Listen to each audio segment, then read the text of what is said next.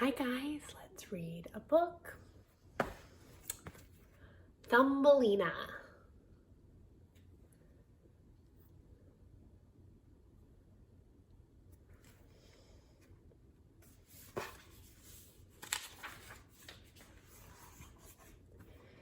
There was once a tiny little girl. She was sweet and pretty and no taller than your thumb.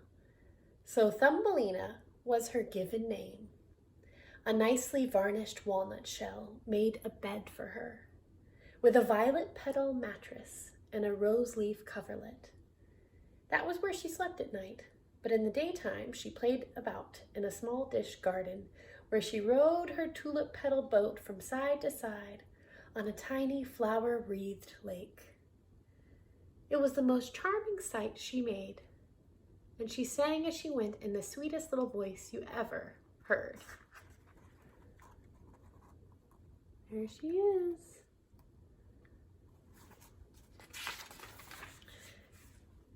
One night, as she lay in her pretty bed, a great ugly toad came hopping by and saw the lovely maiden. She would make just the wife for my son, thought the toad. So she snatched up Thumbelina, walnut shell and all, and hopped off back to the garden with her. There, in the muddy bank of a wide brook, the toad made her home with her ugly son. Now, while she decorated a room in their house with rushes and leaves for her daughter-in-law, the mother toad left Thumbelina in her walnut shell bed on a water lily leaf floating on the brook.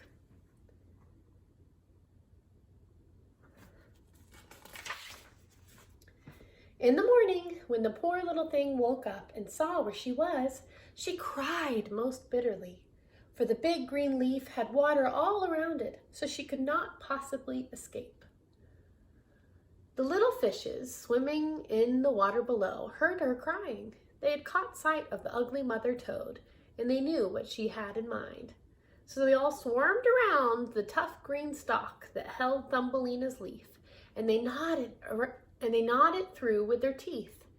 Then the leaf floated with Thumbelina on it, far down the brook.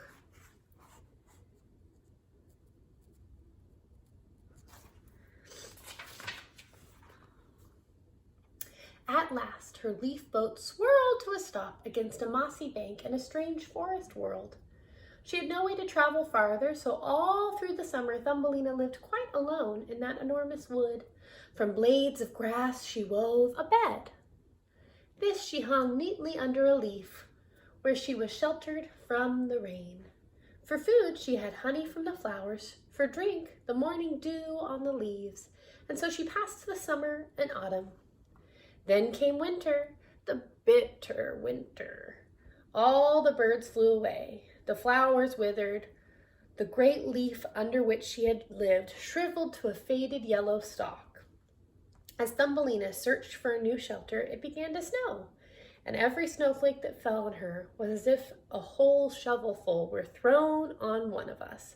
So delicate and tiny was she. There's her sleeping on her bed that she made out of grass. There's the snow. On the fringe of the wood, she came at last to a field mouse's door. Down below the stubble of a large cornfield, the field mouse had a fine snug house with a whole storeroom full of corn. "You poor little thing," said the kindly field mouse when she found Thumbelina shivering at her door. "Come into my warm room and have a bite with me." The mouse took a liking to Thumbelina at once and invited her to stay for the winter. "Just so you keep my rooms tidy and nice and tell me stories," she said. Thumbelina agreed and was comfortable there.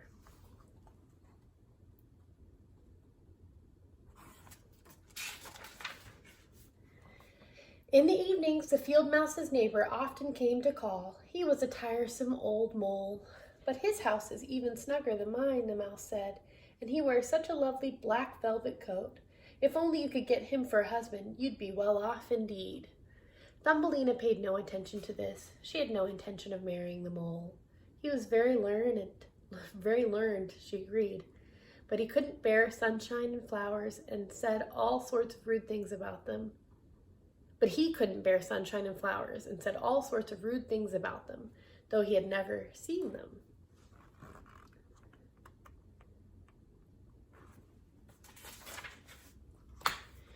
Now he had dug a long passage from his house to theirs, and there Thumbelina found a bird one day, a swallow, numb with cold and almost dead. She wove a fine big blanket of hay, and she spread it over the swallow and tucked some cotton wool in the sides. She brought him water in the petal of a flower and took care of him all winter long. When she was not caring for the swallow, Thumbelina spent her time spinning and weaving her trousseau with the help of some spiders, for the tiresome mole had proposed to her and the mouse decided they should be married soon. I thought she didn't want to marry him.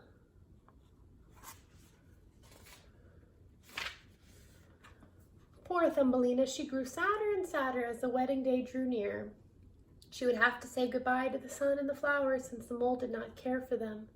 When spring arrived, bringing her wedding day, and the sun began to warm the earth, Thumbelina opened a hole in the roof of the passage, and the swallow stepped out into the pleasant sunshine. She watched him.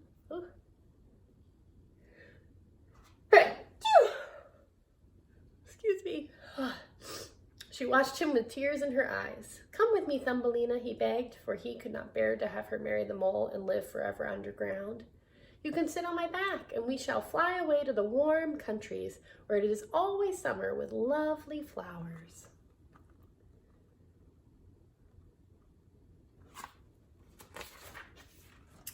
"Yes," said Thumbelina all of a sudden. I will come with you." She climbed on the bird's back, settled her feet on his wings, and tied her sash firmly to his feathers. Then the swallow flew high up into the air, over lakes and forests, high up over the mountains of everlasting snow. At last they reached the warm countries, where grapes grew on sunny walls and slopes, and lemons and oranges ripened in the groves. The swallow flew on, while the country became more and more beautiful, until at last they came to an ancient palace of shining marble, standing among green trees beside a blue lake. Here the swallow flew down with Thumbelina.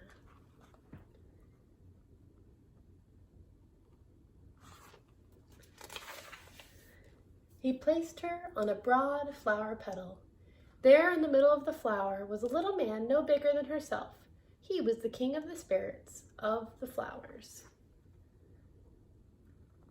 He's the same size as her. My, how handsome he is, Thumbelina thought, and the little king was equally enchanted at the sight of her. He took the crown from his own head and placed it on hers. Then he asked her what her name might be, and if she would be his wife. She knew at once that he was the husband for her, so she said yes to the king. Then from every flower round about a tiny lady or gentleman appeared. Each of them brought a gift for the new queen, but her favorite of all was a pair of beautiful wings from a white butterfly. These they fastened to her back so that she could flit with the others from flower to flower.